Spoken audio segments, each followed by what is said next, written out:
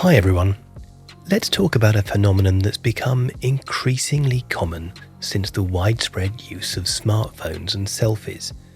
It's a phenomenon that's known as sex texting, or sexting for short. Can you see what they did there? It involves sending nude or nearly nude photos, videos or selfies to other people. Many of you will be wondering why on earth anyone would do such a thing.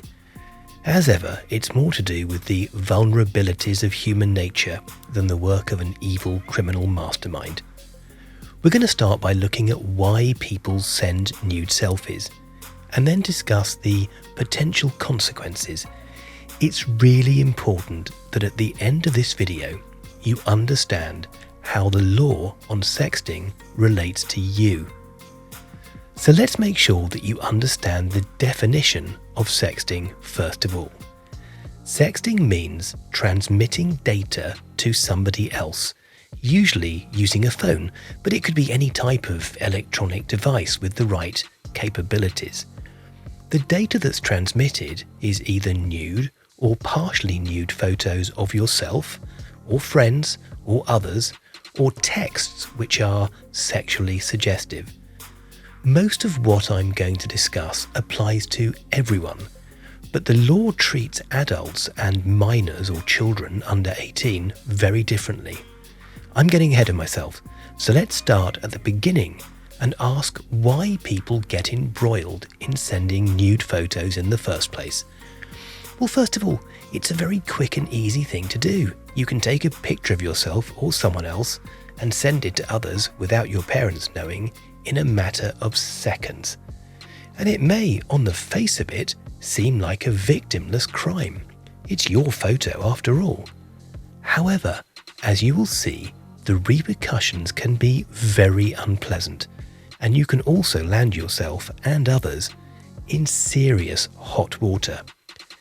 Some young people sext as a joke, or perhaps because they want attention or positive feedback on their looks. Sometimes it's about peer pressure, because a girl or a boy is asking or daring you to do things or teasing you if you don't. Some feel a pressure to prove their sexuality, and sexting seems like a way of silencing the bullies or critics. Some even feel forced to do it as a result of harassment or blackmail or threats. This, of course, is against the law.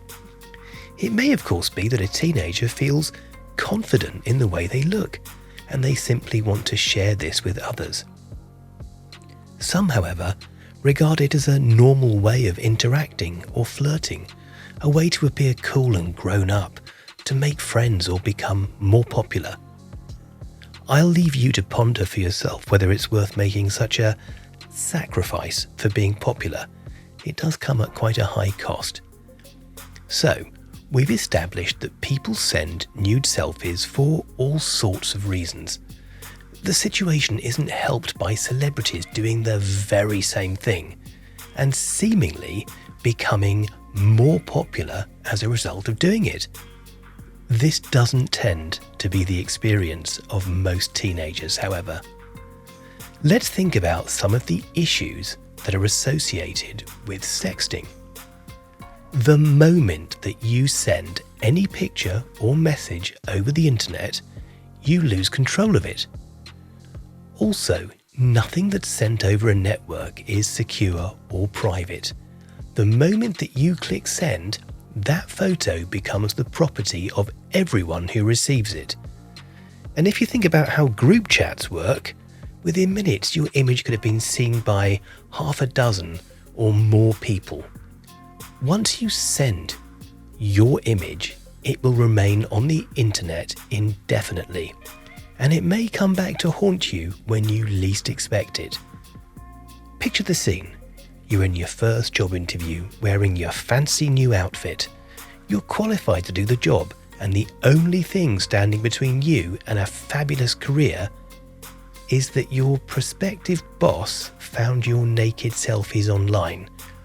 Just to be clear, it's entirely routine to Google prospective employees before interviewing candidates. If you were the boss, wouldn't you do the same thing? You may be thinking, well, I sent this photo to my boyfriend or girlfriend or my best friend. They love me and I trust them, and they would never show my photos to anyone else. I hate to be the bearer of bad news here, but life is not a Disney or Pixar film, which is no bad thing when you consider the start of Bambi or Finding Nemo. Anyway, the point I'm trying to make is that young people, especially young people, argue and fall out all the time. Young people fall in and out of friendship or love or both so often that it's hard to keep up. More bad news, I'm afraid. It's very unlikely that in 4 years' time you'll have the same group of friends. Not because everyone's horrible or mean, but because people change and they move on and they take different directions in life. So sending anyone a nude picture is a seriously terrible idea. You risk being humiliated, publicly ridiculed, and endlessly trolled. You will wish more than anything else that you hadn't clicked send.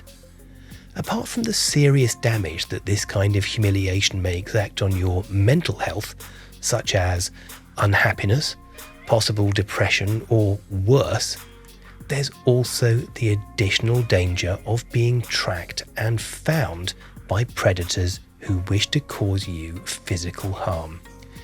Don't forget, if you send something over a network, you can be tracked. It's really that simple.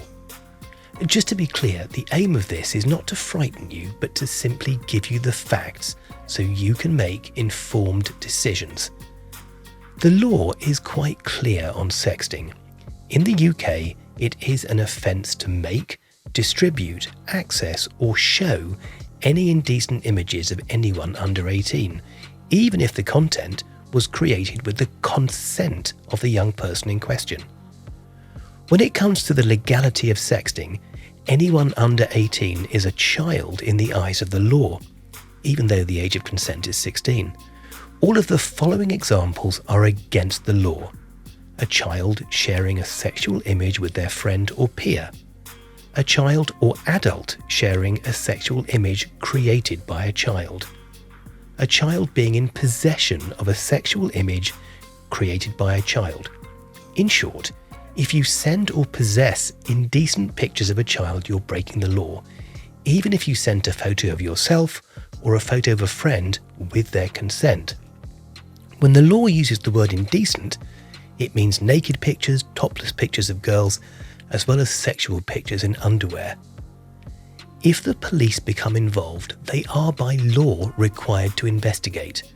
The police will decide what to do in the case of a child sexting, but by law they have to record all incidents on their database, and even if they take no further action, it would be a very awkward process to navigate with the police and your parents or carers.